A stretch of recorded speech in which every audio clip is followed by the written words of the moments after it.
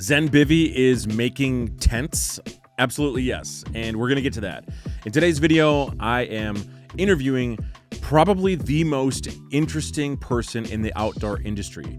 All the way from his beginnings as someone in television over at CNN to designing some of the most iconic gear that has ever existed. And he worked for brands doing this like MSR, Sea to Summit, Sierra Designs, and many others. And then he went on to start his own gear company called Zenbivy, which no one heard about. And he's sort of the Wizard of Oz behind the curtain that nobody even knows his beginnings and kind of what he's done. So today's my interview with probably the most interesting person today in the outdoor industry, Michael Glavin. Okay, so take me back 30, how long have you been in the industry? Let's see, since 1995. Okay. So almost 30 years, 29 years. Okay. But before that, I worked at CNN. yes, that's what I want to ask you. I did a little digging. Yeah. Oh, you worked at CNN. I did. What did you do? I worked in the tape room for both CNN and CNN International. So when you hear people talking on the news thing, like ready one, take one, there's only two people talking, the director and the person in the tape room. And we would be responsible for playing all the video in live shows. Yeah, Okay. I thought I wanted to do television, live television. I liked the excitement of it, but I didn't like how confining it was career-wise. So I quit. And my wife worked at CNN, and we sold all our stuff and moved into a van. Before van life was cool, we were van life. What did she do there? She was also a video journalist. Yeah. Oh, journalist. Yeah. So were you on camera? No. Or she was on camera? No, neither one of us. We were both in the control rooms. It was okay. The title was called video journalist. Title was called video journalist. Yeah. Okay. So yeah, we worked at CNN, mainly for CNN International, and doing a lot of the early, track-based editing. All the editing that you guys use now was all really being developed then. Before that was all on tape. You had to have time-based correction to do like dissolves. What's and tape? Stuff. What? Yeah, right. What is that? Yeah, it was all on tape. Even the digital we were doing at the time was digital on tape. So that was in the very early 90s. Oh yeah, I remember those. I remember the digital tape cameras. And we did some shooting, Yeah. some EFP. I used to carry around the big camera with the big tape deck that was sort of separate. Were you a from the shooter camera. too? Yeah. Mm-hmm. What? Yeah, I did that before that at a television station in Virginia where I went to school. I went to school in Virginia. And yeah, I did videography. We shot commercials and news stories. What? The KKK rallies. That's how old we were. They had KKK rallies that I would cover for the news. That was the very early. Now I don't think they have KKK rallies anymore. I think that's, I haven't seen it. I don't think it's still around. But back in those days, we had the KKK, and I remember going to KKK rallies and shooting. That's my main big memory of news. So what got? So you were just like, I want to go make tents. Well, what happened? I'd grown up reading books about mountain climbing and had done some backpacking in Colorado as a kid and was always very interested in it. And then my wife came to CNN, and she wasn't my wife at the time, obviously. And her and I started doing some backpacking along the Appalachian Trail. And I was like, we should just quit. Because you were in Georgia. Okay. Yeah, in Atlanta. So we were backpacking basically in North Georgia and North Carolina. And I was like, I want to get out of the East Coast and go out west and let's quit our jobs and go move out west. And she was like, my parents aren't going to let me move out with you, like out to, Yeah. But eventually they did. Everyone broke down and she wanted to go too. And we quit our jobs and drove to Seattle. And I used to say when the culture at CNN was, you've made it. Why would you leave here? Right. And they were like, what are you going to do? And I told them, I'm going to work for this company called MSR. And I didn't know anybody at MSR or anything about MSR. How did you get the gig at MSR? Just asking for it. Okay. I didn't get hired the first two times. In fact, in the interview, he was trying to figure out, why do you have all this television experience and now you want to take a customer service job for $6.33 an hour at MSR? And $6.33. That's how much I started at. And I said, I kept telling him I don't want to do TV anymore. I want to, do outdoor stuff. And I wasn't going to get the job. And at the very end, he said, if you could improve any MSR product, what would you do? And I just went off, and then I got the job. Yeah, I was like, I would fix the legs on the XGK, and I would make like where did that brain come from? I don't know. I just always thought that way of, you know, I Like, I always could fix liked that. the kit of, you know, I loved the idea of just being able to live comfortably, you know, away from home and just all the stuff. Like I was a kid, like I remember like I was 12 years old. I would like look at not Playboys, but like the REI catalog and the plastic boots and the, you know, like, and the Optimus stoves. I can still remember as I'm sitting here, the pictures in the REI catalog. I gotta get that visual out of my head. Oh, dude. Of what I was, you know, sort of, I just loved the gear and loved thinking about it and just loved how it all, you know, I was just kind of a gear guy. Okay. You know, so when they asked that question, I had a bunch of ideas on how to improve their things. And like two of the ideas they had, and he ran out, he was like, you mean like this? And they were already working on it. And that was it. So they saw you as the guy that was just using their stuff that they hired, and they were like, "Whoa, let's just ask this guy. He's actually out in the field using our That's stuff, right. and he's got some great and there ideas." weren't very many of them at that time at MSR, so they were trying to get more people. Like MSR wasn't really an outdoor culture at the time; it was more of just a manufacturing business, and not many of the people who worked there were outdoor people, and they were trying to change that at the time. So I was one of the first people that they kind of brought in. Like really, yeah. So mountain safety research, right? That's yeah. MSR. Yeah, wasn't outdoorsy. not really. They were just guys that wanted to sell stuff. Yeah. Yeah. Okay. I think there might have been some outdoorsy people there before I was there, and it wasn't like there were no outdoorsy people there, but the primary part of the culture was not like people who were out there doing it. And so I had a lot of credibility because I went out in 1997. I spent every Saturday night of all 52 in my bivy sack. So I was out every weekend, rain or shine. So I learned a lot then because I was just wanted to go. And when you do that in the Cascades, it's wet. Yeah. So like we were talking about some, like the tent earlier or whatever, it's designed for wet, like for people who go. Are you foreshadowing here? A little bit, because we were talking about the tent and you were you're curious about the tent. And yeah, we'll get to that. We'll get to the potential tent. Okay, so take me through. So now you're sort of telling them how to design things. When did they come to you and they were like, you know what, could you just do this for us? Is that kind of what happened? No. What happened was there was a woman there who quit and went to Cascade Designs. Cascade Designs and MSR are now the same, but back in those days, we were arch enemies. Okay. And so the sales manager left and went to Cascade Designs, and I applied to be the sales manager from customer service, which was quite scandalous, I think, at the time. And it was a long period of time, but I convinced them to let me be the sales manager.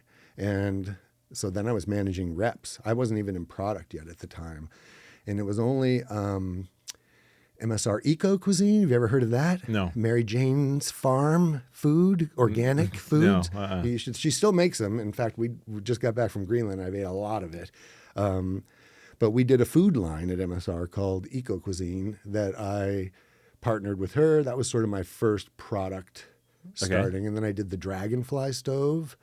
Wow. Yeah, I don't know if you know that one. It's a I've heard really of it. old I've heard of MSR it, yeah. stove that has a multi-fuel. And so I worked on, there was a designer, Jane Verrill, who did the design work, but I was sort of the marketing person who was, you know, helping to sort of, you know, coordinate that and get it all sort of going.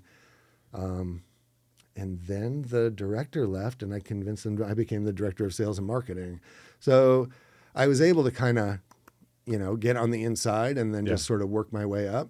And eventually started doing more products. So we did the tents, the MSR tents were started by me. They were walrus and moss tents before that were owned by REI. So you were like, hey, we should be designing tents. No, REI owned MSR. I don't know if you know that. But REI used to own MSR and You're blowing my mind. And tents called Edgework tents, which was walrus tents, which you might have ever heard of. I've heard of it. Yep. Walrus. Yep. It was named after Yep. George Marks, who started Sierra Designs, and it was started by Bob Swanson, who's now dead, who designed every Big Agnes tent. Anyway, even the ones that are there now. well, the ones that they have now are basically the same Bob Swanson designs from the Fly Creek from back when he was Walrus. So those first tents were walrus tents, and the hubs were these big plastic things. That's all I really remember about those. Yeah. And anyway, REI had started a thing in Japan, and it had been a colossal failure, and they decided we're not going to do any of these subsidiaries. We're going to focus on what we're doing, and we're going to sell MSR and Edgeworks, these tent brands, Moss being a legendary one. And they also had an internal business called Thaw, where they made their own clothing.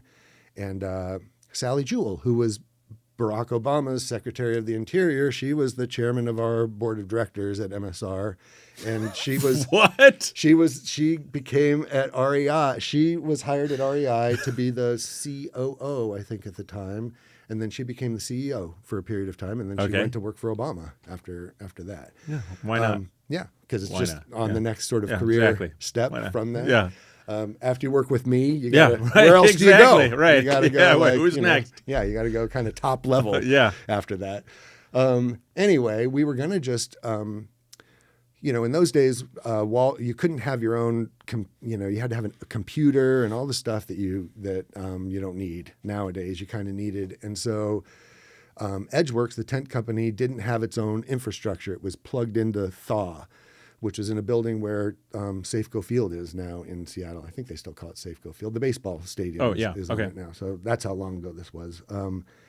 And so she was shutting down all of the subsidiaries, and we were going to just merge Walrus and Moss into MSR. And then at the very last minute, we determined, oh gosh, no, this financially is not going to work. And within a week, I was like, let's just ditch these two brands, and we'll take the best styles, we'll MSRize them, and we'll launch MSR tents. And Sally was like, go ahead. And so we did. In like a few weeks, basically came up with the whole plan of how we were going to do it all, and change all the tents, and modified our trade show booth. When was this?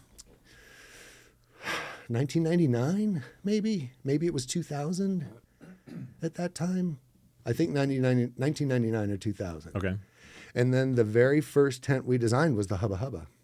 Oh. And the second tent we designed was the predecessor for the tent that we were talking about today. So this is, when I talk about the Zenbivy tent, it's based on a design from 30 years ago, which was there and then kind of went away.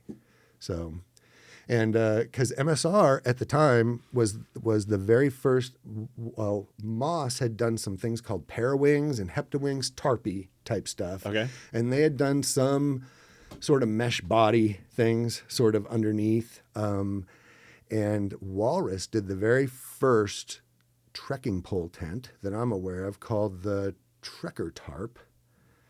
And then Black Diamond had the Mega Mid and the Beta Mid. I don't know if you know. I don't know those ones. They're basically just tarps, pyramid tarps that they come all the way down to the ground. Yeah. And there wasn't trekking pole shelters at the time. And in fact, when I was using first trekking pole shelters with like the first 2 miles of the trailhead, everyone would be like, "You going skiing?" We'd get made fun of for using trekking poles. Yeah, because it was like, where are you going with those? Yeah. There's no snow here. Right. And like, what are you doing with those sort of poles? It was all very strange. Yeah. So I wanted to do trekking pole tents at MSR. I thought trekking pole tents are going to be the future. Well, maybe now ironically they are. It was just way later than I had hoped that it had sort of taken over. But, there's this pull to do what the market wants, and the market wanted like freestanding tents. Yeah. And so that's why we did the Hubba Hubba. I myself have personally never once used a freestanding tent in the backcountry. I think Really? It's just inferior. Inferior. You've never used a freestanding tent? In the back, like carried. I carry one in my sea kayak, but I don't carry one on my back. What about the Hubba Hubba? Never used it in the backcountry. The guy who made the Hubba Hubba. Well, Jim Giblin designed it. I was the one who kind of brought it to life, but Okay. Jim Giblin was the designer. And I have to mention Jake Law from DAC because he made the hubs. One of the reasons, so we were designing 2 tents for the Hubba Hubba, one that we called the H tent and the other one we called the hub tent. And I didn't want to do the hub tent because remember I was telling you earlier, they were those big, black, ugly hubs. And I was like, they're just so hideous. I don't want a big, black, ugly hub. Yeah. But Jim recognized that hubs were the way to make tent frames lighter, bigger and lighter. And so he was the one who really drove the design of the Hubba Hubba. And we designed the tent that I wanted to do too, which had no hubs. And when we got the first one, there was this Hubba Hubba that was great. And then there was this tent that I wanted, which was crappy. Yeah. And so we went with the Hubba Hubba. Yeah. Wow, genius move there. We were like, let's make the good one. Right. And Jake made the hubs and helped with the frames and really got those. So that was the first hub tent that didn't have big clunky hubs on it and whatnot. And yeah, that design is basically the same design. Who came up with the name? That was Dale Karakostas. And I remember when he presented it to me because he was because I got the name. It's I remember perfect. where we were standing. You know, then the tent team at those days, the tent team would leave work and we would go to each other's houses and then we would really start working. Yeah. And he was like, I got the name for the hub tent. He was like, the 1 person is going to be called the Hubba, the 2 person, the Hubba Hubba. And he kind of did it like that. I was like, that is great. It was sort of done. And Yeah. that was naming it. I think one of the reasons it was successful is because it just has such a catchy name. Yeah. Now they call the 1 person the Hubba Hubba 1. Well, I think Which everybody to me knows is that- sacrilege. Yeah, I think everybody knows the tent as the Hubba Hubba. Hubba Hubba. Right. Right. And they don't know, like, because when they did the 3 person, what is this going to be? The Hubba Hubba Hubba? Yeah. And I was like, yeah, it is. That's what I would call it, the Hubba Yeah. Hubba Hubba. Why not? But they called it the Mother Hubba. Oh, Was the all 3 right, person. all right. Now I think they just call them that's all clever. Hubba. Now they just call them all Hubba Hubbas. Yeah. But the idea was the Hubba was a 1 person, the Hubba Hubba was a 2 person. Okay. In there. So Jake, he's the guy that's got his name stamped on the outside of a bunch of tents. Yes. Jake Law. So if you've got a Big Agnes, maybe a Copper Spur, or even something like the Sea to Summit tents, right? Yes. His name is stamped. It says Architecture by Jake Law. Yeah. Yeah. So I did the Sea to Summit tents too. I don't know if you know that when I was at Zenbivy. So when Zenbivy was starting, I had to have a job because Zenbivy didn't make the money, and I worked for Sea to Summit on their tent launch, and basically was the project manager and sort of guider of their project. And they had extensive design and development and all the experience, but they just never done tents before, and so I helped kind of guide them through the process and tell them what the choices were and watch out for this pitfall and that kind of thing. Mm-hmm. So yeah. So I've done a lot of tents. I did Sierra Designs. I did Sea to Summit, MSR, obviously. Many tents. Mostly tents. More tents than I was sleeping going to ask bags. you, so what about other outdoor gear besides tents and before you got to Zenbivy? Anything else? Oh, yeah, I did GSI, all the nesting cook sets. Those were my idea. I have a terrible job of selling these creative ideas at the beginning because I said we're going to do, because at that time MSR was the leader in cookware. There was still a brand called Traveling Light, which was Cascade Designs, that had kind of been folded into MSR, and GSI was kind of a number 2, even though they had the better technology. And I went to work for GSI after a period of time, and I said, you can't just make cookware. There's a book, if anyone's interested in marketing, called The 22 Immutable Laws of Marketing. It talks about, like, you can't, if somebody is the leader in a category, you can't just come and take it from them by being better. You have to create a new category that then takes away from the old category. So I was like, we can't just make better cookware and expect to beat MSR. Everyone thinks MSR is better. We're going to make mess kits. Well, let me tell you, trying to sell mess kits to anybody, especially like retailers were in the mix there too. Like, no one wants to make mess kits because everyone thinks about like little Cub Scout, little mess kit and whatever. And I should have said something like, integrated nesting cookware or something, more creative. But I didn't. I was like, how about mess kits, the tableware, and it all sort of put together. So I did those, the N-Form, the Duelist, and the Soloist. I don't know if you've used any of those, but it's like a cook set that nests down like a Russian doll. I would hold it up at a sales presentation, and I would say, and here's your stove and your fuel and your mug and your bowl and your spoon and a sink for cleanup and a strainer. And then and people go, oh, and then we take it all out and it all kind of unnest. We did those and a bunch of other interesting things at GSI. I was on my first name patent at GSI for I think it was politically incorrectly called the Kung Foon at the time. And I think they've changed the name now, but it's basically a little spork, and then you make the long handle by sticking chopsticks into it. And then that's genius. And then you can pull the chopsticks. Yeah, I think they still make that today. Okay. So that was one of the first patents. At GSI, and then at Sierra Designs, we did all the predecessors to the Zenbivy bed: the backcountry bed, the backcountry quilt, the mobile mummy. When I was in charge of Sierra Designs, we did no traditional mummy bed. Oh, no, that's not true. We did a couple. Sierra Designs have like a Zenbivy style? Is that the backcountry bed? Yeah. Yeah, the backcountry. Is that you? That was me. Yeah, the backcountry bed. The idea of that catenary hole, you know how there's a hole in the front of that? Yeah.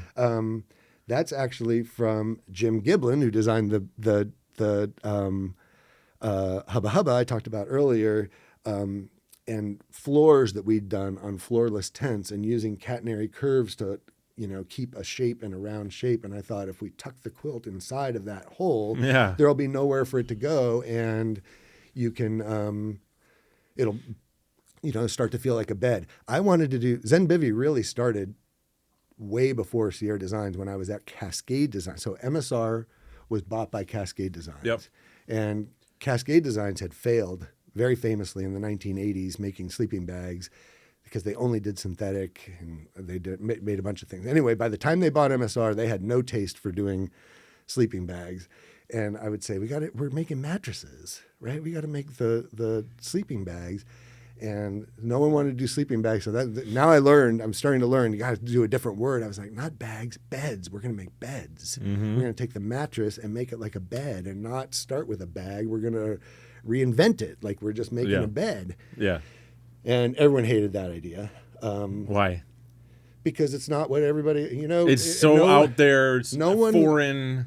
You've got to, if you want to do anything new, you've got to listen to so many people telling you how stupid it is, and how many experts will tell you that it's not the right thing. Yeah. And you just have to kind of look past all that. People say they want innovation until you give it to them. And then they're like, ooh, no, what I really wanted was the same thing that Marmot was doing last year, which is better. Yeah.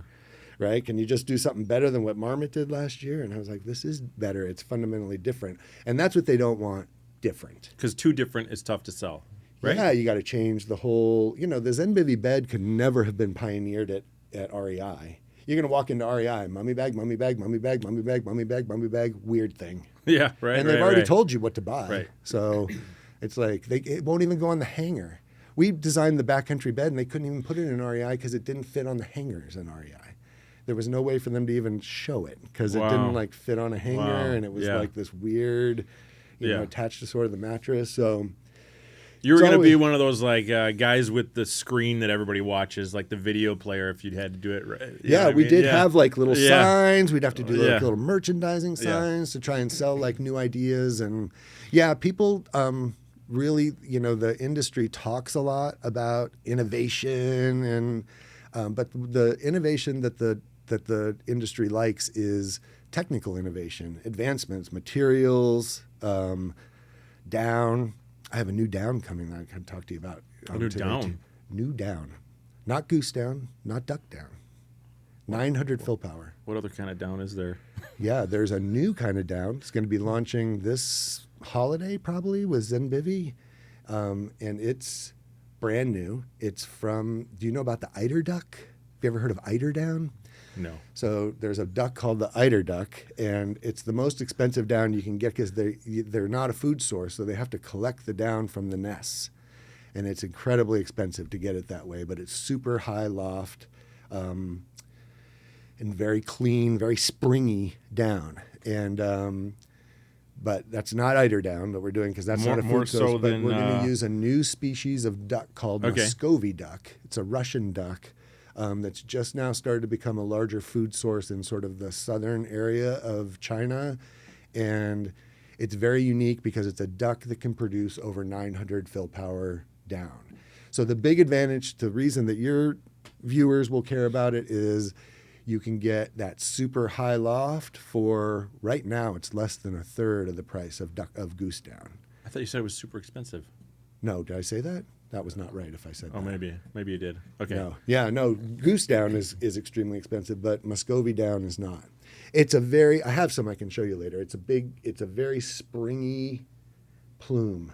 It's harder to pack down than normal goose down, and it springs out sort of faster. Okay. But it has 900 fill power. Wow. So it's the weight and of goose down. It's very clean, has a lot of advantages. It's free range. Okay. All the ducks are free range. Most ducks that are used in down are caged, and these are all free range, and they need to be because the species of duck doesn't live well in captivity. The males, I think, get aggressive and fight. Yeah, but they like innovation like that. Here's a new kind of down. Yeah, right. Okay. And it's better than the old kind of down in these ways and has these advantages. But when you try and redesign something like the dome tent or the mummy bag, people are resistant to that. Right. Well, that's not this is not a mummy bag. Right. Yes, and that's the problem.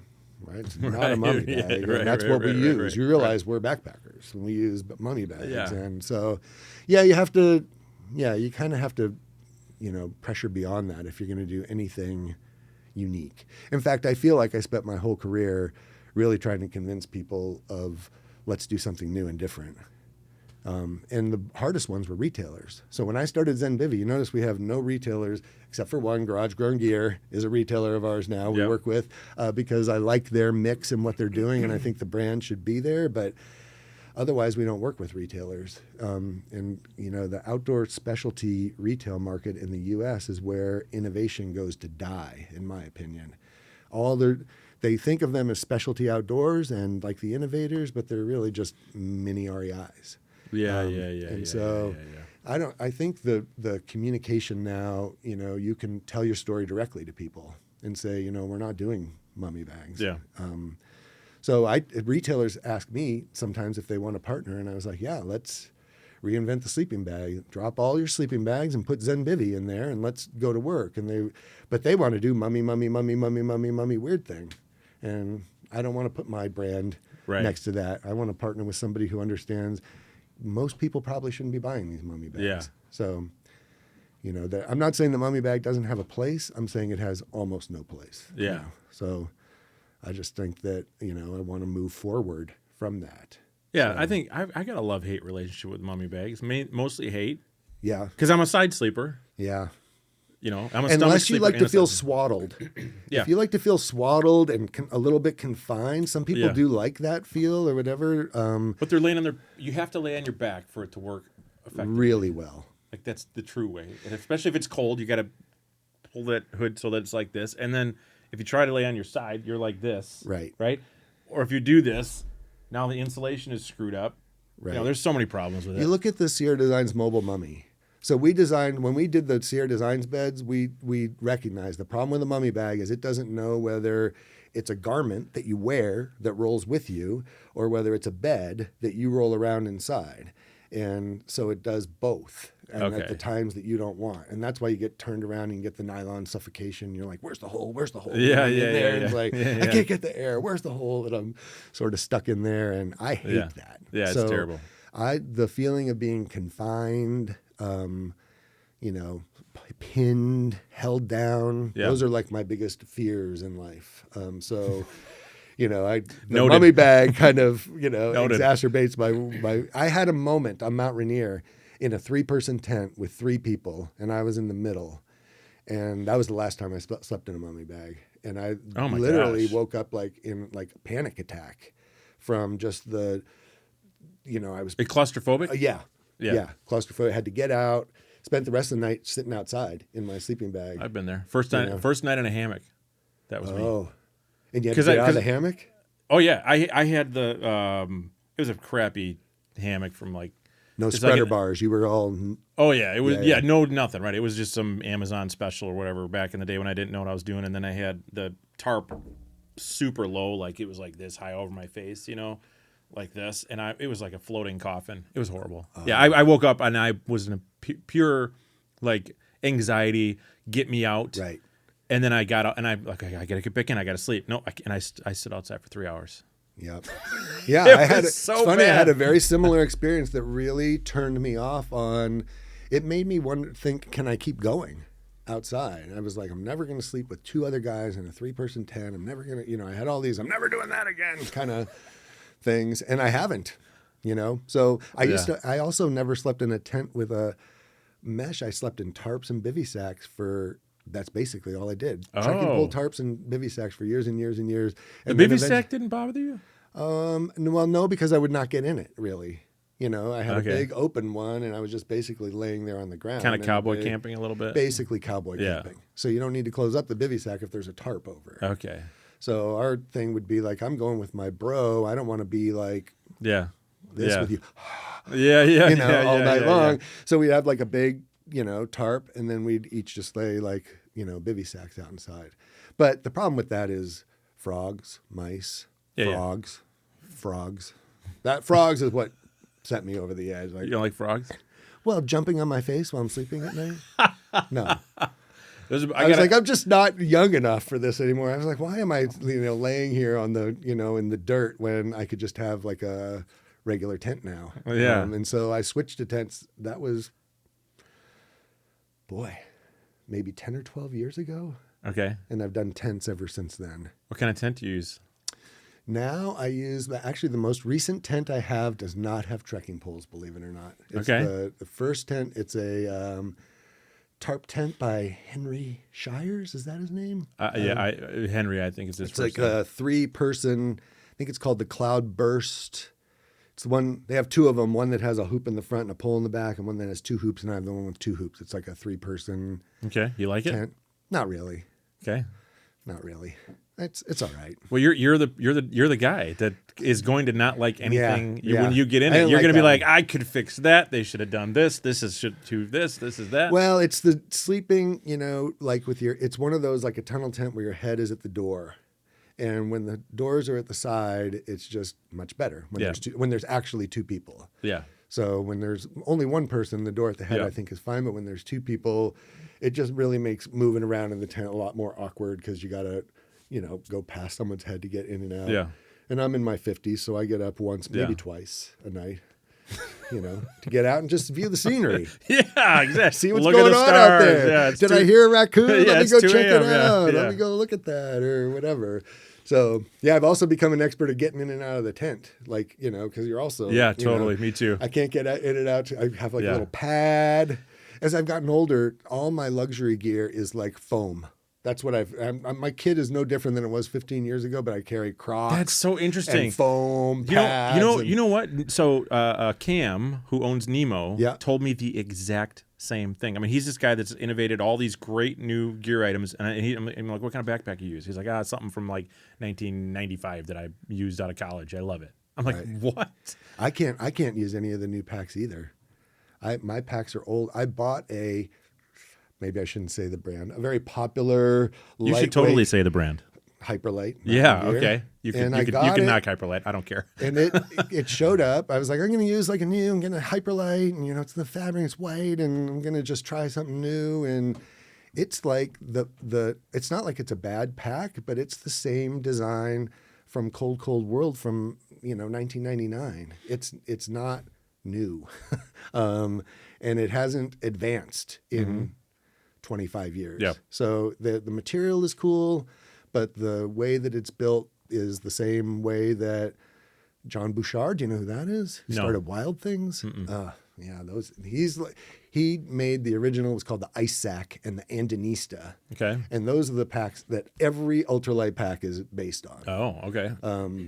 In my opinion, I don't know. I mean, there's you could say they're all from earlier rucksacks or whatever, but those were the first of the frameless, ultralight sort of backpacks. It all came from climbing. So everything that's ultralight now in backpacking came from climbing, because we used to have to carry all our climbing gear. Well, I guess you still do. I don't do as much climbing anymore, but you have to carry all your climbing gear. So it's ropes and helmets and gear and harness and all the other stuff. So the camping gear had to be minimal, or you just, couldn't bear the weight of it all. Yeah. So it all sort of started from that kind of stuff. But the packs I use now, I had a new Osprey Exos. Is that their? Yeah, Exos. Yeah. I have one of those. Hate it. Really? Oh. What do you not like about it? It's like the super lightweight pack that's trying to pull me over backwards the whole time. That as soon as I put it on, I have a feeling you're thinking about backpacks. It's like I think he's got a backpack coming. I'm just going to foreshadow that. We do have a backpack idea. I knew it. Anybody who's got that many complaints about a backpack has been thinking about backpacks. So yeah, and those trampolines. Well, we also did some studies while I was at Sierra Designs, and those little mesh back panels that are supposed to breathe or whatever, they're not super functional. We did a bunch of tests, and basically they breathe where there's little holes, but where all the mesh is yes, yeah. not my back's breathy. still sweaty on them for sure. So I think the goal to try and reduce sweat and create that air gap behind the back has pulled the packs too far away, and so. The worry with me in backpacks is I look at what people are doing now, and I look, you go to see what people are using on the long trails and the way that they're packing and the way, stuff has gotten so light that you can do almost anything, and people do, but it's not better. I see experts that I think, God, why don't you put that water inside? And so it's not. I see an expert show me how he did his whole pack, and then he took his 3-liter water bag and put it in the outside pocket on the very back outside. Oh man, so he's tipping back. Yeah, wow. I was like, sure. Just put it on top. Yeah. I was like, you can just want to take that off and put it on there. So I'm that guy who every time I watch the YouTube videos, I'm like, wrong. I got a better way. Except Dan Becker's. Except Dan Becker's. Yeah, except Dan's. Right. No. The stuff he says is genius. Exactly. Buy the workbook today. I'm like, we should put zippers on these sleeping bags. Yes. That's a great idea. Let's zip them up. Foreshadowing. Okay.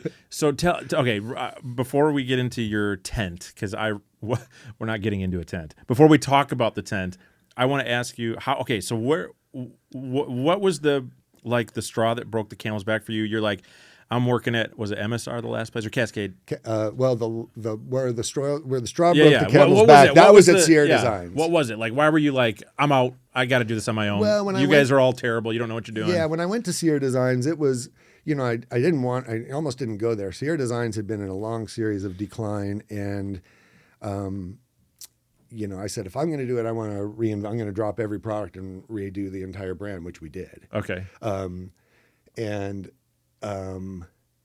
And we did that, and we did that for several years. But I knew that that was never going to last long because the company was being sold. And basically, the company was sold, and I met the new owners who I like. But I was like, I'm done, and I quit. I just quit, But during that, did you have a plan, or did you just quit? I knew that I was going to start my own business. While I was at Sierra Designs, I was like, what I realized at Sierra Designs was I thought I needed a brand to be able to use as a conduit, and I thought I was going to be able to sell through retailers. Okay. And what I learned at Sierra Designs is I don't need a brand, and I definitely don't need these retailers, because you can't pioneer, I don't believe, effectively innovation through retailers. So I'm like, if I don't need the retailers and I don't need the brand, what do I need these guys for? I don't need them for anything. Right. Well, then you start your own business and you realize, realize, oh my God, I need them for all these things that I had to end up doing. But I kind of set it in my mind at that point that I'm going to break out. I'm going to do something on my own. And I had done that previously in 2002. We didn't talk about that, but I started a brand called, you're going to love this, Enlightened Equipment. Shut up. Yes. Are you serious? Yeah. It was called Enlightened Gear. Enlightened Gear. Okay. And we launched a tent, a trekking pole tent. I actually launched it called the Malcontent. If you dig on the internet, you can still find the Malcontent. And there was a winter version called the Winter of My Malcontent. And still to this day, I'm really proud of those tents because people are still figuring it. It was like there was a lot of firsts on the Malcontent that were on it. And it was called Enlightened Gear. And then my wife got pregnant with my son, and I was like, oh, this is like maybe the worst time to do this. And I shut it down and took a job at GSI. And family kind of first. in hindsight, I wonder if that was the right decision. I still feel like probably it was, and the right timing, because the world was a lot different then. When I started Zenbivy in 2016, effectively, the world had changed. I didn't need investors. I didn't need a mainframe. I didn't, I could $29. I'm on Shopify and I'm ready to go. Yeah. And go to Kickstarter and get some money. And that's what I did. So we launched on Kickstarter and raised I only invested, I think a total of $35,000 that I put into Zenbivy to start it. And then we launched on Kickstarter and got 120. What year was that? 2017. 2017. Okay. 2017. Yep. Yeah. And our first full year of business was 2018. And it's just, during the early years, we've basically been growing our average growth has been 100%, triple digits. Oh, man. But like in the first year, it was like we're tiny and then we doubled and we're still tiny and then we doubled and we're still tiny. So during that period of time, I had to work for other brands. I did the CETA Summit. I also worked for Jake Law, who we talked about earlier, doing some stuff for DAC. And Helenax did like a transition from working with Big Agnes to doing their own. Yeah, they used to be owned by Big Agnes, didn't they? No. They didn't? No. Helenax was Big Agnes was Helenax's distribution partner in the U.S. Oh, okay. So Helenax was always its own brand. Okay. And that was sort of the breakup there because a lot of times the distributors for a lot of these brands want to claim some sort of ownership. And so anyway. Yeah. Yeah. So I had started it before and then the brand and then somebody else came along. I know his name, Tim Marshall, I think, who does the new Enlightened Equipment, it's called, who does quilts, one of our main competitors. They're up near here, somewhere up in Minnesota. Yeah. Yeah. Okay. I'm pointing. Yeah, I know who they over are. there, Yeah. those guys. Lloyd used to work for him. Yes, exactly. Yeah.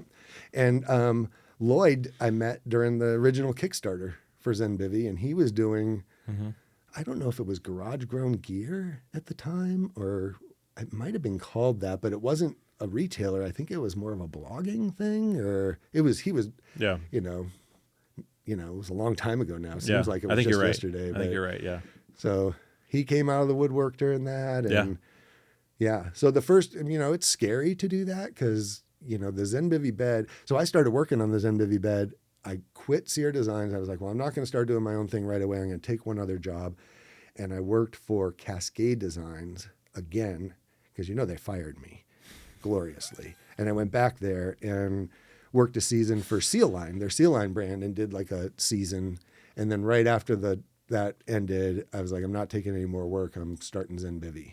Okay. And Zenbivy itself was named at the same time that it was a rejected name from when I was Enlightened Equipment. But it was the name that sort of stuck. Jim Giblin, who designed the Hubba Hubba I told you about earlier, he named Zenbivy. That's his name. All right. We were just in a naming session in my basement in Seattle, and it was one of the rejected names that we all liked, and we were worried about Zen and Zen Buddhism, and we had done a snowshoe called the Denali Lama that we got in trouble for at MSR. That now they just call it the Denali. I think it's a really creative name. It was, but there was somebody got offended. So I was a little worried about people being offended, But during the time after I stopped doing it, all of my friends would always ask, when are you going to start up Zenbivy? When's Zenbivy coming? And it became known as Zenbivy. I owned the website. It was my resume website. Yeah. Zenbivy for a long time. So when I started the brand, I just knew right off the bat, I'm just going with Zenbivy and I don't care what the implications are. Okay. And I hear now, and I should have cared because people say, it's not a bivy sack. It's not a bivy sack. We hear that a lot. Yeah. It's not a bivy. Right. People think of a bivy as a sack. Yep. And then when I tell them, no, bivy is an encampment, not a sack. A bivy sack is a sack. Yeah. So I say that a lot. But Zenbivy is basically... Why isn't it Zen bed? Because it's about the whole bivy. The Okay.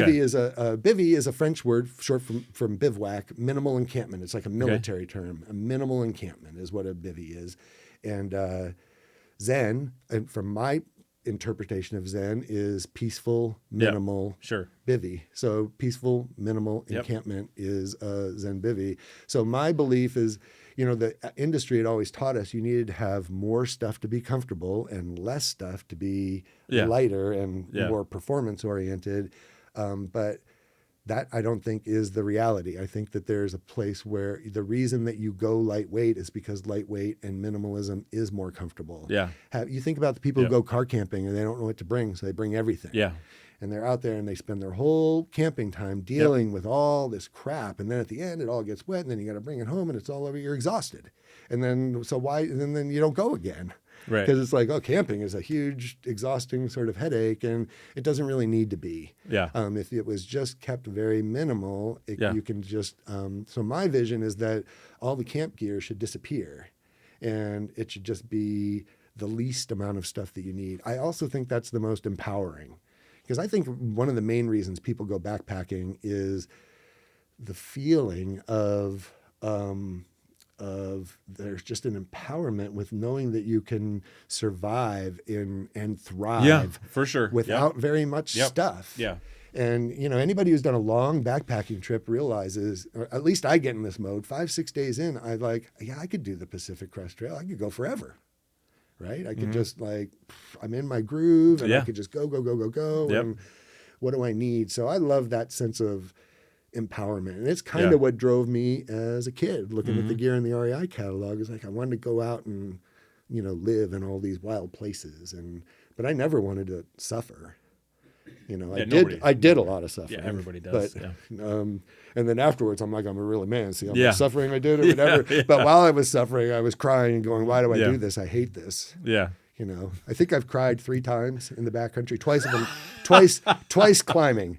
Like the worst time was on a little ledge. I was just there, like with my head in this little thing, just like, Why am I doing this? I don't want, I'm not having fun. I hate it. I'm so scared. I can't get out of here. Whatever. I started crying. I was like, I can't be crying. It's not climbing. I can't have crying. That's awesome.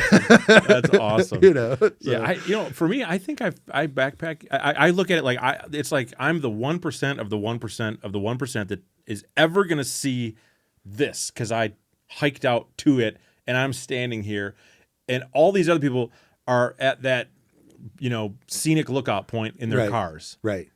Yeah. I feel that when I'm out there, you know what I mean? Yes. Yeah, it's empowering. Yeah, totally. And so that's what really gets me going on all of these trips. I like longer trips. I like just that sense of being empowered and not having to have so much stuff. So when I'm out there, I'm always like, if I didn't have this, I'd be able to do that. And if I had this, I would be able to do that. And so I'm one of those who's always thinking of, how this can sort of be better. And sleeping, of course, was for me one of the biggest things. Yeah. Because I dreaded getting in the tent at night. Yeah, for sure. Well, I guess I'll, sleep in there or whatever. But so, because I was so uncomfortable at night, because I'm a stomach sleeper, or I was. Now I'm kind of, as I'm getting older, less of a stomach sleeper. So maybe I didn't need to do this. I sleep similarly. I'm a stomach and a side sleeper. Yeah. And my arms. You're one of these, right? My arm has to be up here like this. It's got to be under my head. I can't sleep with my arms down unless I'm on my stomach, which is really weird. My wife is like, "How do you sleep like that?" My arms are straight. It's kind of weird. We're doing there's a personality study about the way people's preferred sleep positions. Oh yeah. And that on the stomach with the arms down. Yeah. You're trying to think, oh no, that's a weird one. You're one of those. Yeah, I'm the weird guy. Something like what kind of personality is that? People sleep with their arms straight out on the side like this. Really? That's one of them. So when we were doing Zenbivy, I recognized I think it was 60% of people can't get in their preferred sleep position in a mummy bag. Oh, no. right? You just No, can't get it's in impossible. your spot. So, Yeah, what you end up doing is forcing it to just be what you wanted it to be at home, but it never is. So your zipper's off, the hood is crunched, this is here, your arms are out. You're just like, oh, get me out of this thing. Or people unzip it and then just lay it on themselves, right? That's what I would always do. Yeah, right. Like, so they're just forcing the thing that's designed for this one dude over here to work for you because everybody told you that this is supposed to work for you, but it doesn't. Nobody uses a mummy bag the way it was designed or intended. Yeah, very unless you're freezing. Yeah. And then you will zip it in and sleep like this because otherwise you're freezing. You're right near through the little because it's foreign. You're out there in the middle of nowhere, and you're like, how do you spend? People backpack realistically, like at least in the Midwest, people aren't backpacking like they do out maybe by you. So the few times a year that they're backpacking, they've spent 340 nights, let's say, in their bed sleeping one way, and then the next week or two they're in backpacking and they're supposed to just be normal. Do you know who Andrew Skirka is? Yeah. He told me about quilts, and I was like, well, don't you get the gapping? Because I wanted the quilt. I was like, yeah, comfortable like a bed or whatever, but I would get the gaps and the cold spots. And he said, well, I trained myself to not move at night. And I was like, well, that's not yes, that's okay for you who's doing 7,000 miles from Alaska in 9 months or whatever. You got 9 months to train yourself not to move. But the average Joe can't retrain themselves and to have a good night's sleep. You want to try and mirror your experience at home. Yeah. That's what we go for all the time. What does the pillow from bed look like at home? What is where the first idea for cold weather, we were at our house and we lost our heating. We were getting our oil heat replaced with gas heat, and the night that we were doing it, we ran out of oil and the temperature started to come down. It was going to be like minus 15 that night in Spokane, super cold. And we thought, oh, should we go get space heaters or whatever? I'm like, no, let's just drip the water. And we've got all this, we got winter sleeping bags and we got all this outdoor gear, and we'll just get in our winter sleeping bags. And so I brought all that stuff up to the bedroom, but we never used any of the winter sleeping bags. We just put more and more blankets on the bed. Right. Because it's just like more and more and more. Why would I get into a sleeping bag? Right. And then we put one blanket at the head going the other way so that we could pull it down over the top of our head, because you're used to sleeping in 65 or 70 degrees or whatever, and when it's 35 or whatever, your head is cold and you need something for your head. But really just blankets does it. And blankets are loose and not connected to anything, and the only reason that they don't work in the backcountry is you need to make them small enough that they can be carried, and then they start to gap. And so that's really what a Zenbivy bed does, is just basically allows you to tuck in anywhere your bed would normally be gapping. And it gives you the little downward facing quilt for your head to be, and your arms more than your head for most people, because most people don't put their head in until it's cold. Well, at your house, you're not putting your head in something, so it's foreign to you. Anything I've said that for years. Like the best sleep anybody's going to ever get outside is when you do your best to mimic what you do at home. Right. If I sleep normally and well at home, then I should try to figure out how did I do that here, and I got to mimic it outside with something that's going to be lighter, easier to carry, packable, all those things, right? That's exactly what you got to do. Yeah. And the pillow is the most important part in that, actually, for people, and the reason that we make our pillows so that you can stuff them. The idea is that you're trying to create a pillow that mimics your pillow at home, realizing you can't bring that, and I use 2 pillows at home. So do I. So that's even tougher. Yeah. Because I'm a 2-pillow guy. Some people like to have the hugging pillow, and some people have the head pillow. My wife has the knee pillow, needs one between the knees when she lays on her side. And so you have to recreate all that. If you're a woman and you sleep on your side and you want to have a pillow between your knees for your hips, which is very common with women, you need to have that knee pillow in the backcountry or something to put, between your knees, or you're not going to sleep comfortably. Yeah. And Skirka also taught me. He did one of those fastest known time trails, and he brought a really light sleep system and didn't sleep for the whole thing. And he was like, it's the stupidest thing I did was try and save weight on the sleep system because we all want it to be lighter, but until it you can sleep. People ask me who should not buy a Zenbivy bed, and I said if you have a quilt and you're always comfortable, then you probably don't need a Zenbivy bed. My son and I, we went to Greenland. I told you recently. We slept side by side. He's just young and warm. Yeah. He's just laying there, all. Yeah. And he's like, I'm not even going to use the sheet. And I was like, yeah, you don't need it. Whereas I'm like clipped in on the same evening, all clipped in and pulling the head over and like, I'm cold. I can't believe it. And he's just there like, all spread out, like his shirt up. And I'm like, I don't know how. It's just like youth or different people sleep warmer or colder, and you have to develop it for you. Yeah. So it's one of the reasons why I think the Zenbivy bed has taken off is that people, even if you get like YouTube reviewers who are pure ultralighters who are like, this is more than what we had before, and what I had before worked fine. Well, it worked fine for them. They figured out a way to do it. But most people, I think, who see the Zenbivy bed recognize like, oh, I get what this is going to sort of do for me. And they know it when they see it that it's going to like, oh, yeah, that's maybe what's going to solve some of the problems that I'm having. Yeah. So it's interesting you say that because I backpack with a lot of new people frequently, like guys that have never backpacked in their life. And if they're trying to get someone to understand even what a quilt is already in their mind throwing them off, so that they can't learn it, they can't figure out. They're going to have a horrible night's sleep, even if it's in a quilt. For most people, it's a learned experience, right? You have to learn how to buckle it. You have to learn that when you roll over, you're probably going to have a gap. There's just so many learned things about it. So I'll just tell them like, well, let's not even think about. Here, take your mummy bag, because that's their comfort item, right? That's what they feel comfortable. Because I just want them to go again. Right? Because they want to be warm. Yeah. And they've started with the mummy bag. Yes. So you're used to it, just do it. And then down the road, we'll teach you how to use your next whatever it is, Zenbivy quilt, whatever it is, because they're it's like that mimicking thing from home, right? They're just not used to. They're used to what everybody's told them that a mummy bag is what you're supposed to have. And if I'm going in like extreme winter conditions, like really cold stuff, or I'm sleeping directly on snow and that kind of stuff, I'll usually take some sort of a mummy bag with me, because I don't want any drafts. I want zero thought of it. You know what I mean? Right. That's really the only time I ever use them. Yeah, you'll have to try our new. We're coming out with a -5, and we have a -20 in development. Oh, wow! And the -20 is pretty interesting. It's a different design.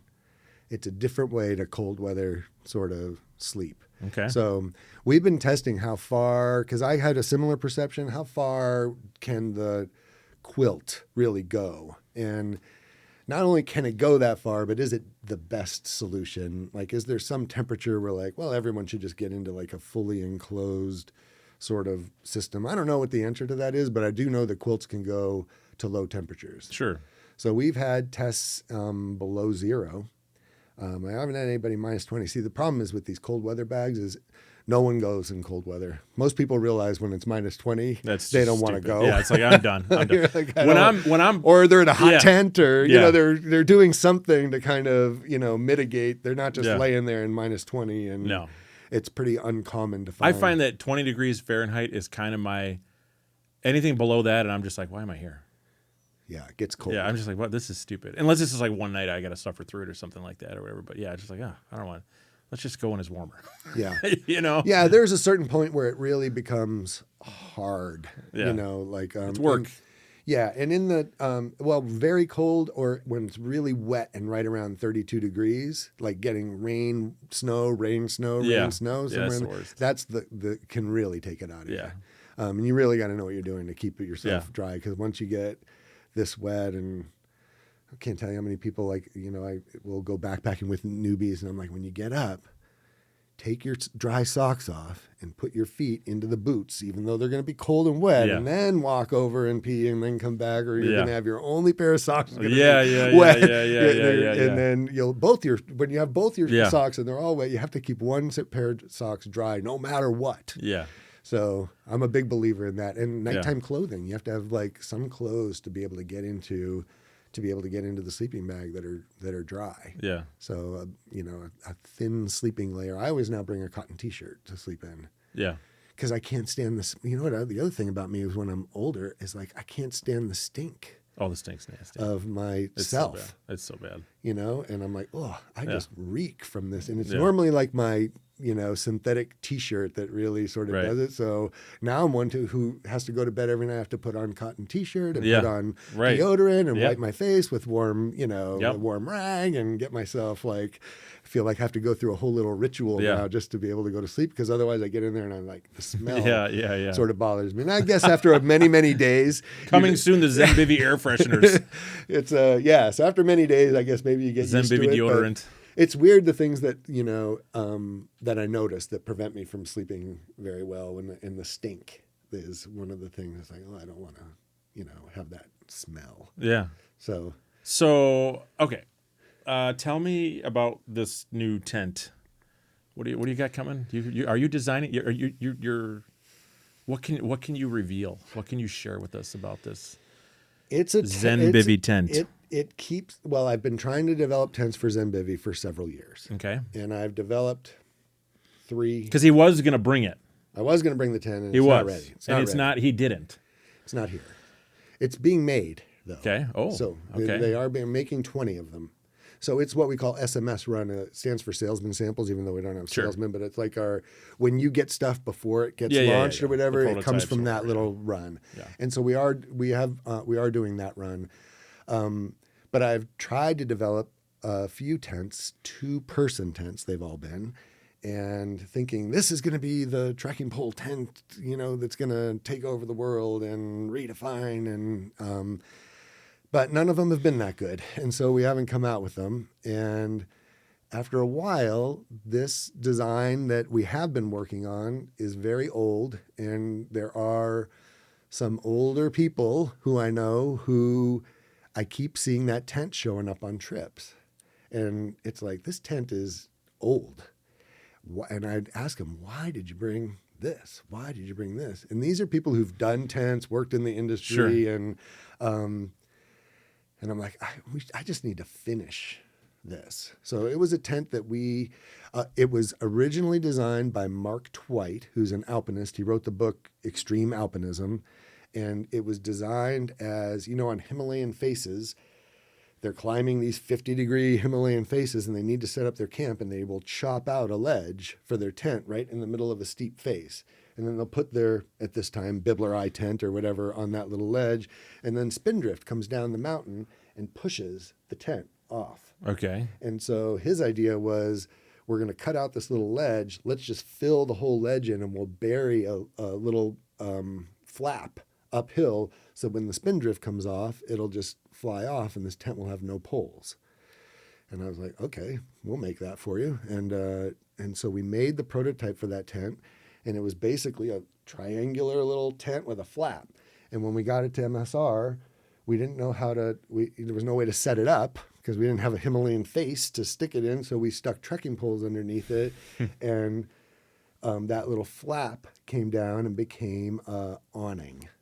And at that point, the awning wasn't over the door, but I immediately saw this advantage of sleeping under this tarp. It was essentially a tarp. And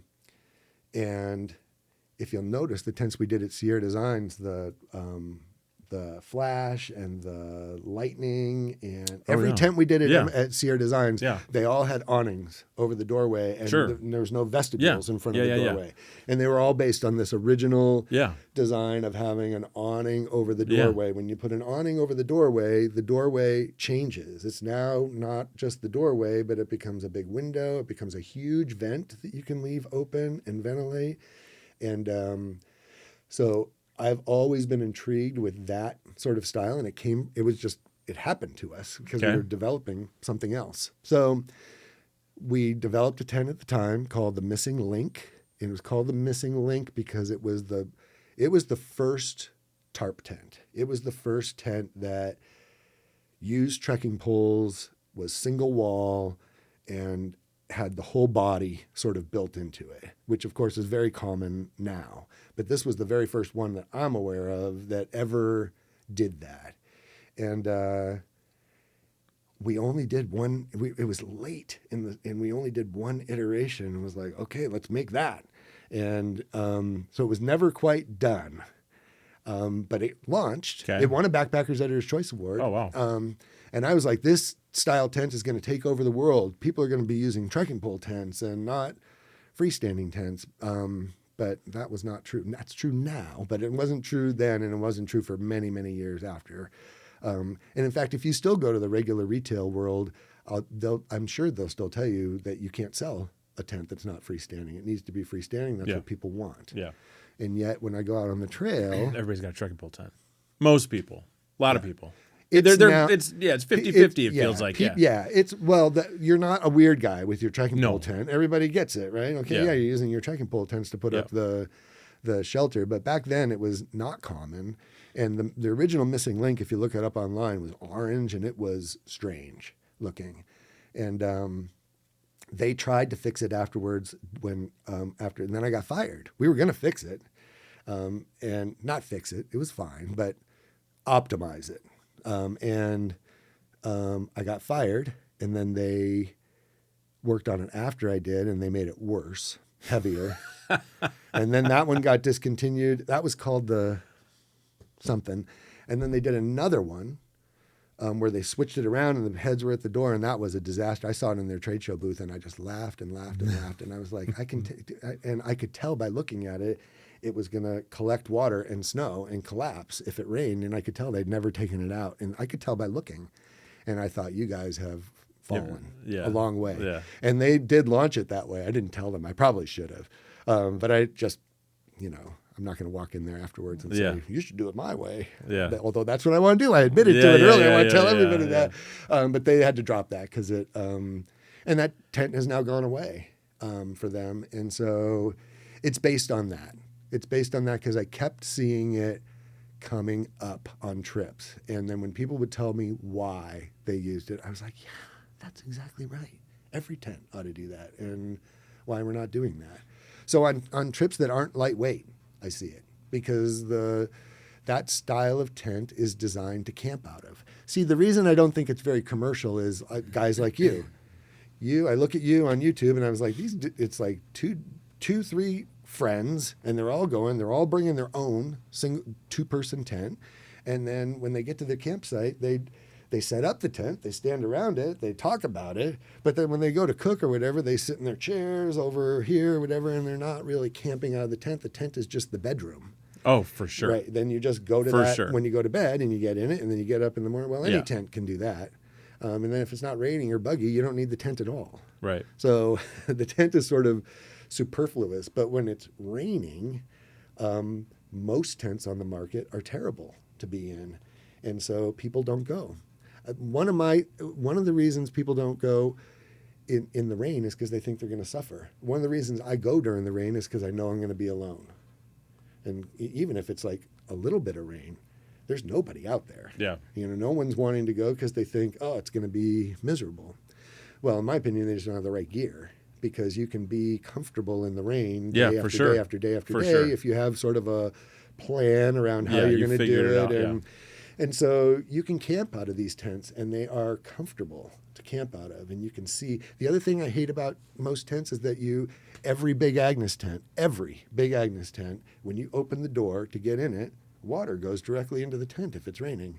Every one of their styles. So to me, every one of their styles is defective. I think you got to be able to open the door and get in and out in the rain. You'd be surprised how few tents you can just open the door and get in and out of in the rain. Yeah, for sure. Because they just have it angled over the doorway. And then when it is raining, you have to have it completely sealed up. So you're in there, it doesn't ventilate, it doesn't do anything. You're just in there completely sealed up, and it's miserable. You can't see outside. So I think in a tent, you have to be able to see outside when the weather's bad. You got to be able to remain connected to the outdoors. If you're getting to camp at 6 o'clock and it's pouring rain and you're going to go to bed at 9:30 or 10 o'clock, you have to be able to enjoy the experience. Yep. I want to still connect and see the views and hear the rain and see what's going on and have my tea and sit comfortably and not feel like I'm in like a little tomb, either alone or worse, with you right there.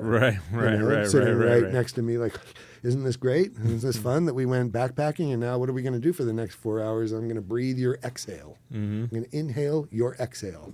that sounds like fun. Yeah, right. Thank God I got the AirPods. Yeah, So right. those work in all tents now, and Yeah. I don't have to listen to you. But so that's sort of the genesis of the tent, and it was also done. I mentioned now 3 or 4 times Jim Giblin. He and I designed that tent together, and I feel like I want to finish it. He has early onset dementia. Oh. And is no longer working and speaking, and it'll eventually take his life. And so That's tough. I get emotional about it. Yeah. So yeah, I want to finish it for that reason. Yeah. I think it's great. That's great. He's an icon. Yeah, and important to me, and an important friend. And I just feel like it's, this tent keeps coming back and keeps coming back. And normally I wouldn't do it because MSR, it's kind of, when you see it, it's not going to be, it's way better, obviously, but it's not going to be, it's going to be based on an MSR style that has been sort of dropped. And normally I'd be like, I don't want to do anything that's like, associated with some other brand. But in this case, I feel like it's mine. And I want to finish it. And I want to finish it just because I think it's great, and because, it's something that Jim and I worked on together that I feel like needs to be completed before my career ends. Yeah. So, do you feel like you're in a rush to complete it right now, for that reason that you just said? You feel like this is like, yes, because I know he doesn't have much more time. Yeah. And I want to finish it before the end. And so, yeah, I feel like a little bit of a rush, and to make it good enough. Yeah. So you want him to see it. You want him to experience it. You want him to. I've showed it to him, but he can't respond. So you don't know whether he sees it or recognizes it. You just don't know what they're thinking or what they're able to. Yeah. It's very frustrating for friends and his mother, especially, obviously. And so, yeah. And I just think it's for people who are going, who just go, who's like, I'm going, June 18th, and if it's raining June 18th, I'm going June 18th. Yeah, right. I think you should just have a tent that works in all the weather. So it's, if it were raining, I guarantee it's the most comfortable tent that you could be sleeping in, because it's doesn't disconnect you from the outdoors. It doesn't keep you from cooking. There's no different living in it when it's raining than when it's not raining. And with every other shelter, you have to configure it for raining, right? I'm going to close up the doors. I'm going to, close up the windows. I'm going to seal myself in. All the things that, like in the mummy bag, didn't want to do, and I don't want to do it in the tent either. Right. I have a picture of a tent in my head, and I don't think it's anything what it looks like. The reason that I'm not bullish on it is like it's a tarp. Yeah. And so it has strings. That's what everywhere. I was picturing. When you say like the footprint, it's like, what's the footprint is like a gazillion. I don't know what the footprint is. Huge. 50 feet that way, 50 feet that way. It's a tarp. It's literally It's tarp. not 50 feet in every direction. It's not. Somebody's going to be like, what? But you definitely have to have it's a different mindset. Yeah. And I've historically thought people won't do this. It's they're too hard to set up, and Durston has really been inspiring, because even though I think of that tent as being old in its design, it's captured people's imagination and it is not an easy tent to set up. I mean, we can all say, I can set it up or whatever, but for the first time user, nobody can. Cattywampus is that when he sleeps. Yeah, case in point, I took people backpacking in the Smokies last week, and my buddy used the Durston tent for the first time. I have set it up, and because I'm an outdoor guy, I know how to set up those. It's easy for me to set up. I'm like, this is way easier than most of the other trekking pole tents. Yeah, he was like, you got to help me, man. I can't figure this out. He's like, what is going on? Yeah, where's the door? What's this? How do you do that? That goes that way. Yeah, you have to kind of get oriented. But once you do, you can figure it out. Yes. So it's a great tent.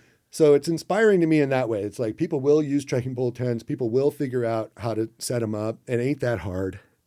to set them up. That people can get the stakes in the ground, all the things that people are fearful of. Yeah, that's one of the main reasons people use a freestanding tent, is they're afraid they're not going to be able to get the stake in the ground and that the tent's going to fall down on them in the middle of the night, and so they feel more secure in a freestanding tent. But boy, the weight you carry for that, to get the poles to all of it's just wasted weight to get the poles to the corner. That's why I don't use a freestanding tent, because I'm lazy. I want to be comfortable on the trail, and you don't put weight into something that doesn't make the experience better, right? It does make it maybe a little easier to set up, and I can pick it up and move over here and whatever, but I can also unstake my other tent and slide it over there if I want to. Yeah. It's not.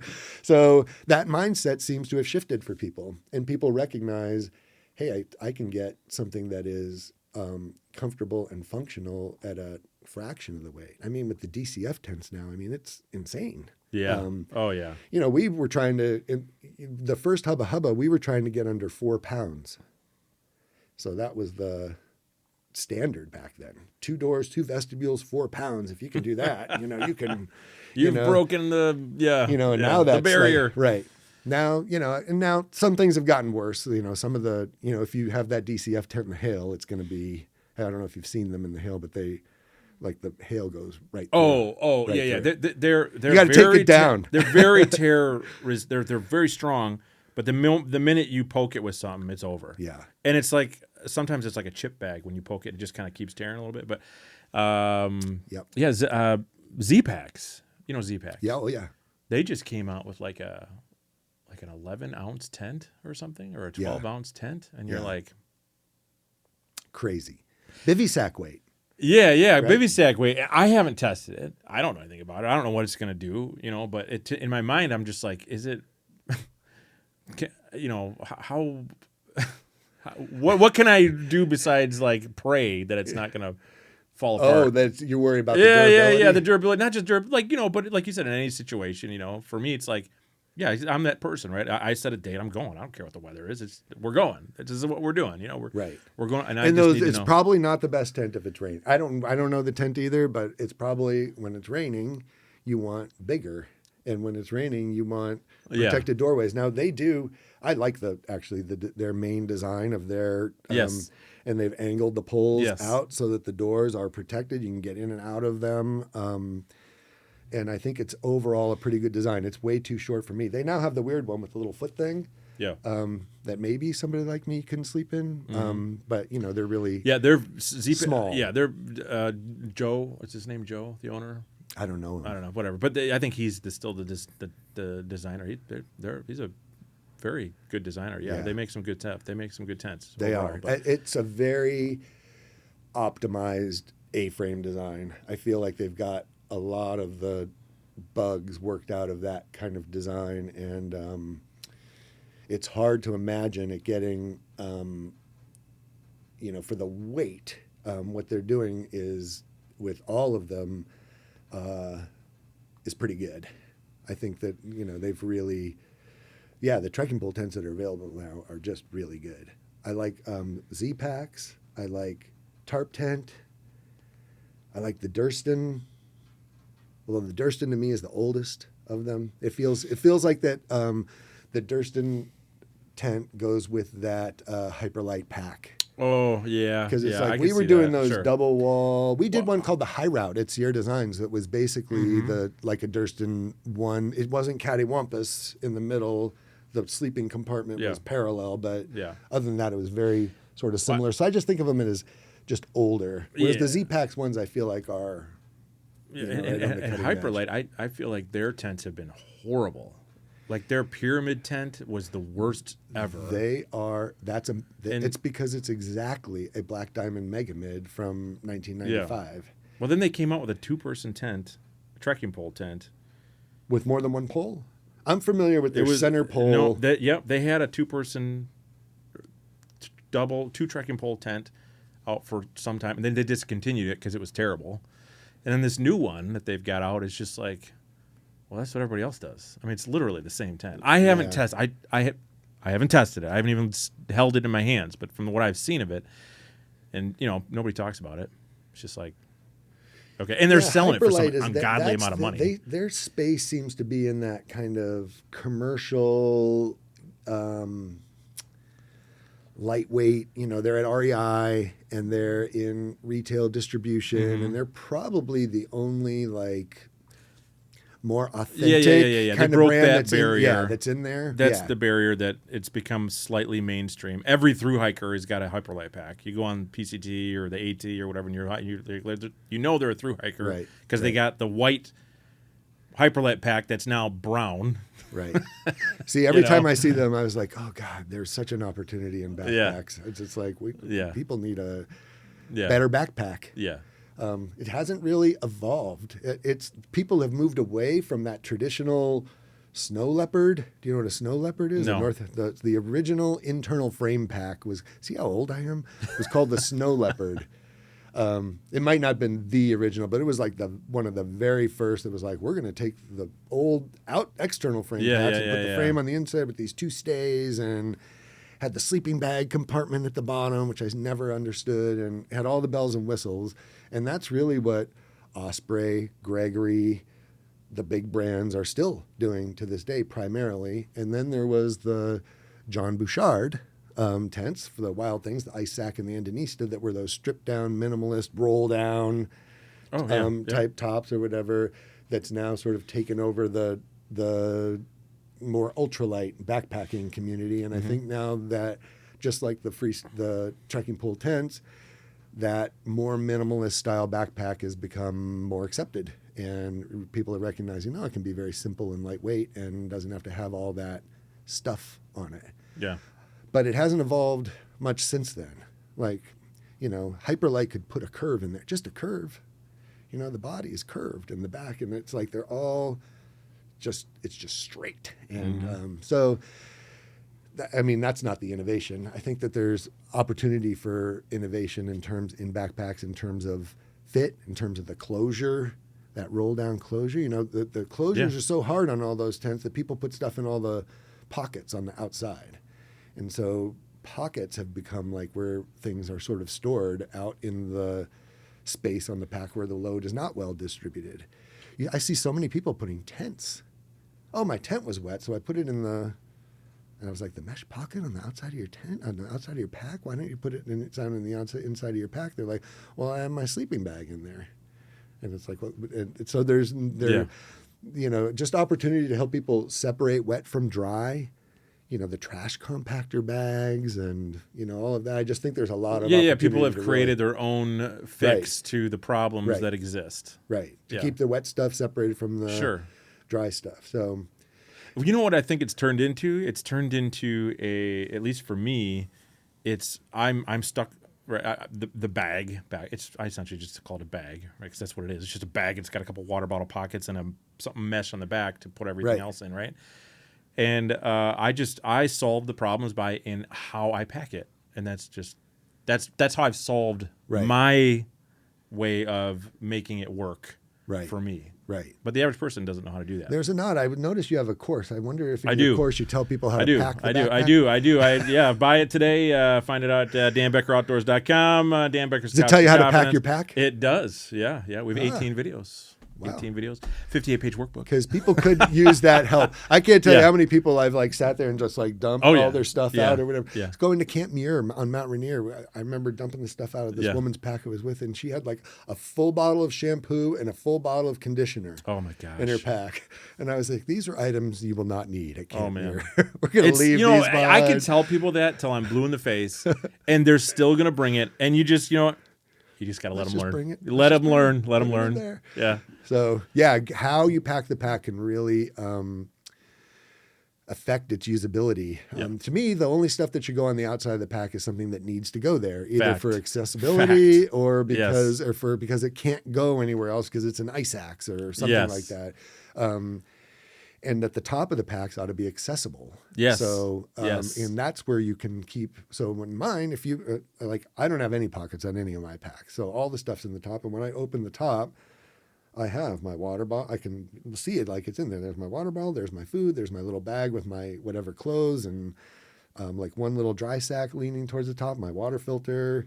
My shells are on layer 2, but I have the arm and the leg sticking up to layer 1. So if I need to grab my shells real quick, I can like pull them out. It's of like you've done it before. And like used to being in the wet. Yeah. And I think that is what is sort of driven a lot of my design philosophy, is that I've done a lot in the wet, and I've learned to be comfortable in the wet. And if it's raining, I just go. Yeah.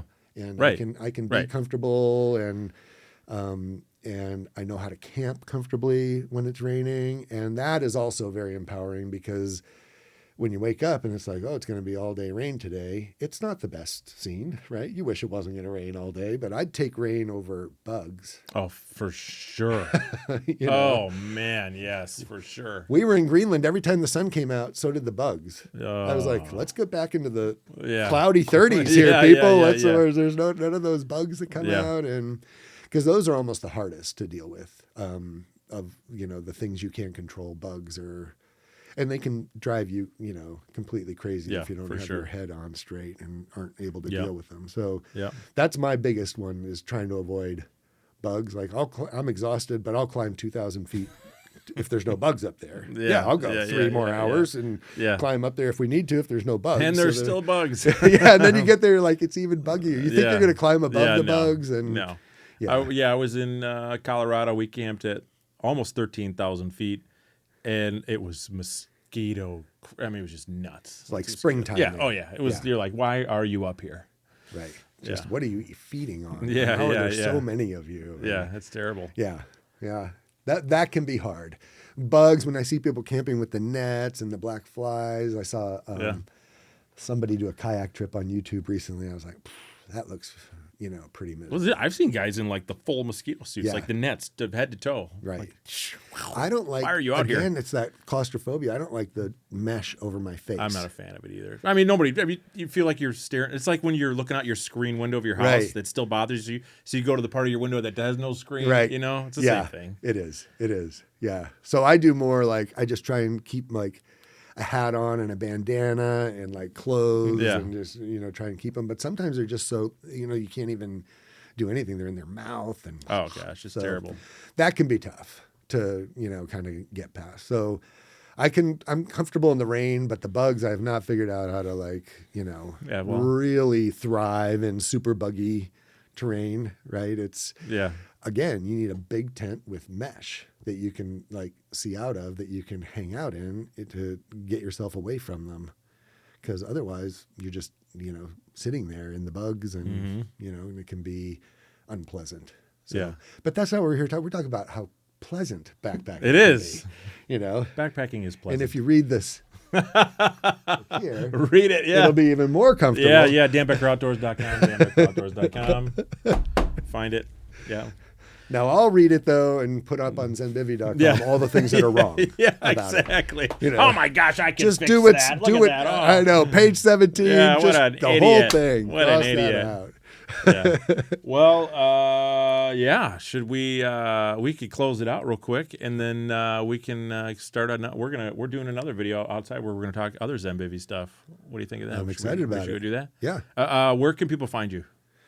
Find me? Yeah, find the company of Zenbivy. Zenbivy.com. Zenbivy.com. And you can also, if you're in Europe, zenbivy.eu, or if you're in the UK, zenbivy.co.uk. Soon to be in Canada, zenbivy.ca next year. Oh. So, yeah, we're opening up, basically, they're all direct-to-consumer mirrors of Zenbivy, but with different inventory and sort of the different international regions. So, and then the last one will be Australia. But I don't have a partner down in Australia yet. Awesome. So, wow. Yep. But if you just go to Zenbivy, they're all the same. Zenbivy something or other. Zenbivy something. Yeah, there you go. Awesome. Well, thanks for being here. Thank you so much for having me.